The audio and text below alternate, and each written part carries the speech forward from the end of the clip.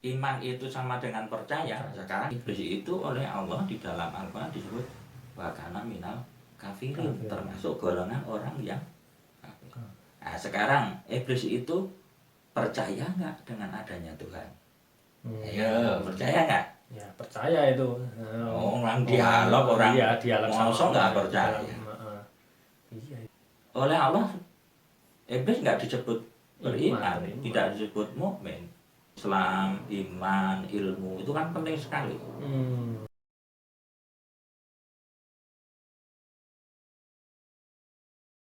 Assalamualaikum warahmatullahi wabarakatuh. Jumpa lagi dengan Peta, percaya itu di ujung fakta.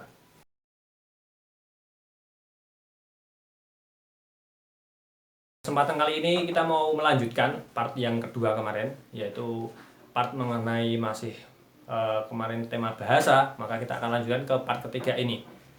Langsung saja kita sambut Pak Adib ya. Assalamualaikum. Waalaikumsalam warahmatullahi wabarakatuh. Kita kembali lagi Pak Adib ini membahas ini karena memang menarik sekali khususnya bagi saya sendiri Pak Adib ini namanya kita memang belajar mengetahui kajian bahasa ini memang dari awal ya agar kita nanti tidak salah paham untuk menanggapi sesuatu lah ilmu itu kita tidak salah paham. Monggo kali ini kita temanya apa ini Pak Adib? Kalau kemarin kan pengaruh bahasa Arab ke dalam bahasa Indonesia.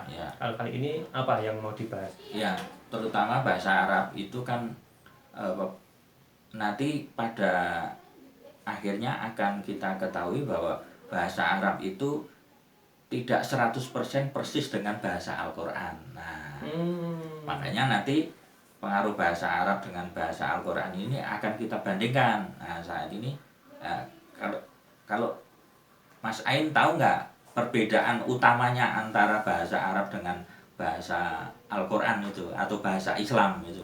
Kalau yang saya tahu ini Pak Adib itu kalau dari sisi kesamaan itu memang huruf-hurufnya sama. Ya. Tapi kalau dari sisi pemahaman itu memang kadang ada ada sesuatu yang berbeda, misalnya contohnya alif lam mim itu kan bahasa Al-Quran itu kadang di dalam bahasa Arab sendiri dia tidak mempunyai makna itu. Mungkin itu contoh sederhananya seperti itulah. Ya betul. Itu gimana? Monggo. Saya sekaligus sekarang perbedaan karena nanti pengaruh Arab jangan disangka seolah-olah Arab itu 100% Islam. Nah ini kan 100% sama dengan Al-Quran, dengan Islam. Tidak. Perbedaannya di mana? Kalau kita buat struktur bahasa ya, bahasa ini misalnya ini Arab ya, bahasa Arab ini kan terdiri dari kalimat ya. Ini juga kalimat. Ini kalimat. Kemudian di bawah kalimat ini terdiri dari kata, gitu. Kata. Ini kata. Demikian juga yang ini. Terdiri dari kata. Nah, kemudian di ujung dari kata ini dibagi kepada huruf kan. Terdiri dari huruf-huruf. Setelah itu ya nggak ada lagi. Nah, apa bedanya dengan Al-Quran? Kalau ini kita ganti Al-Quran, ini Al-Quran biar nanti tahu perbedaannya.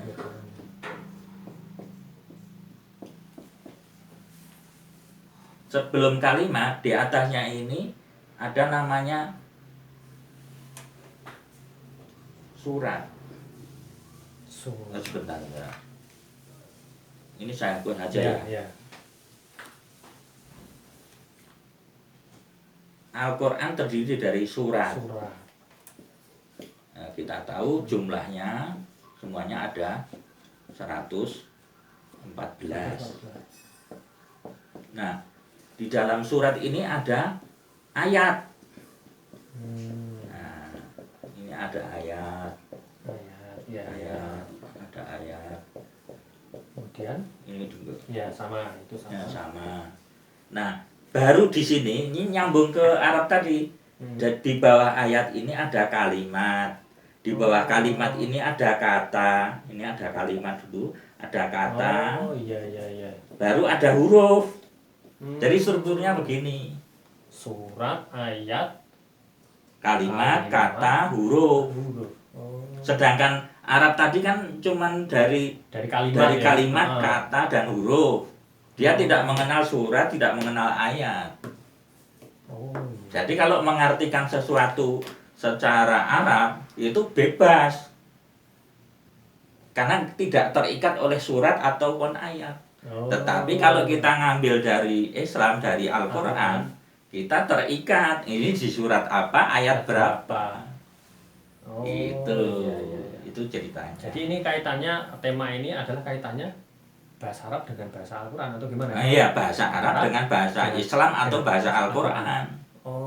Berarti karena ya minta maaf ya, kebanyakan mayoritas itu kadang-kadang menyamaratakan seolah-olah full Islam itu sama dengan 100% Arab. Gitu. Nah, itu.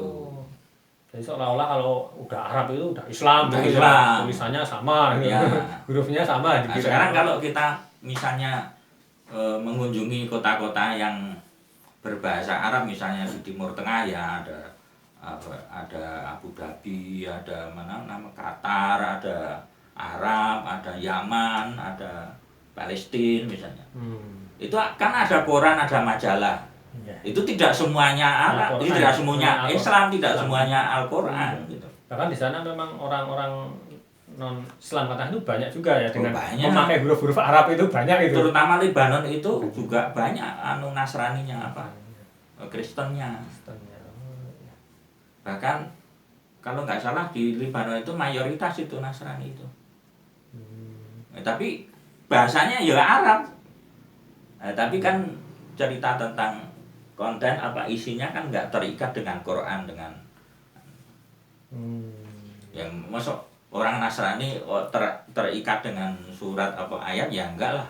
Kalau salah satu contohnya apa Pak Dep, misalnya yang ini yang bisa mengakibatkan salah paham juga antara memahami ini Al-Quran atau bahasa Al-Quran ini, dia menganggap itu bahasa Arab, jadi bisa mengakibatkan kesalahpahaman itu. Ada nggak contoh yang simpel saja gitu Pak? Iya, contoh yang simpel itu iman misalnya.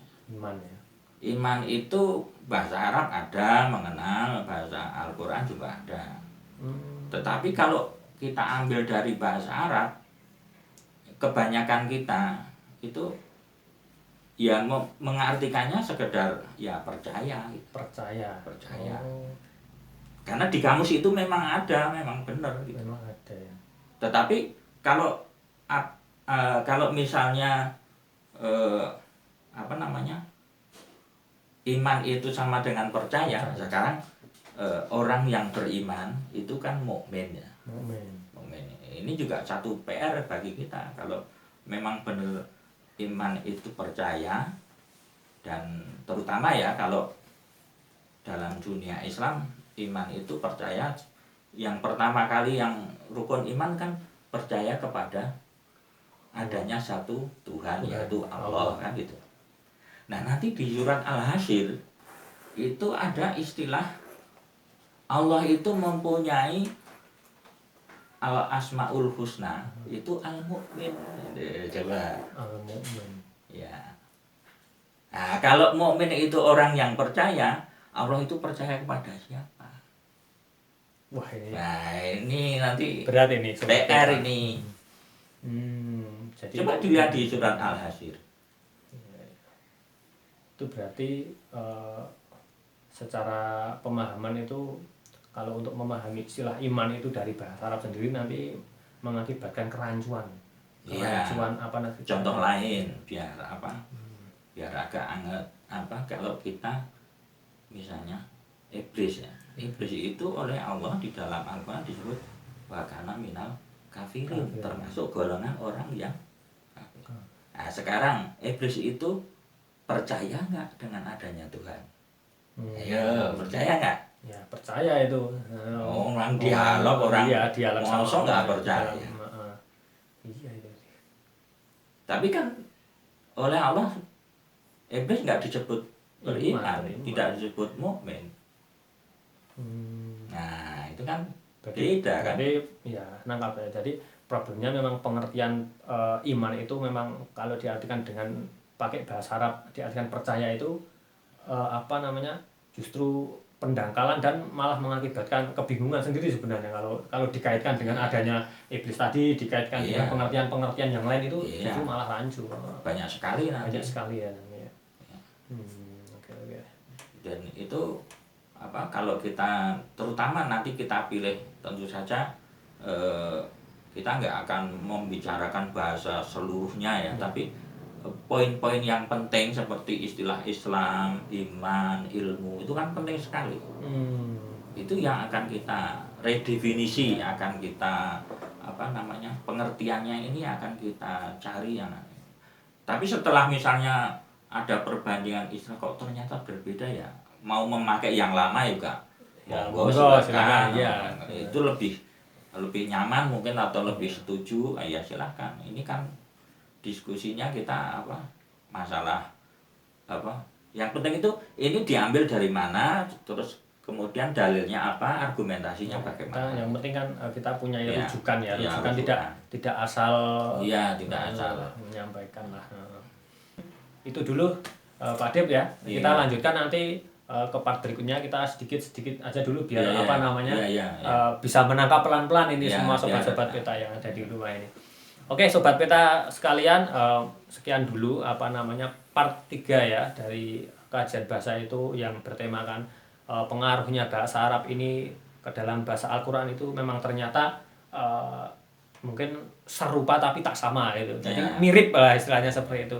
Tapi itu nanti akan kita kupas lagi ya selanjutnya untuk memahami apa namanya istilah-istilah yang penting sekali nanti agar kita mendapatkan pemahaman yang memang berdasarkan data Al-Qur'an jadikan dasar-dasar dalam memahami istilah-istilah yang penting tersebut. Tetapi sekali lagi apa namanya sobat peta juga bisa percaya dan tidak percaya, monggo silahkan, karena memang kita kaitannya dengan diskusi ilmu ya Pak Dip ya. Intinya kita hanya menyampaikan masalah percaya dan tidak percaya itu monggo silahkan masing-masing, karena semuanya juga mempunyai dasar seperti itu. Oke sobat peta semuanya, cukup sekian ya part 3 kali ini. Kita lanjut lagi ke video selanjutnya. Kurang lebihnya mohon maaf. Wassalamualaikum warahmatullahi wabarakatuh. Waalaikumsalam warahmatullahi wabarakatuh.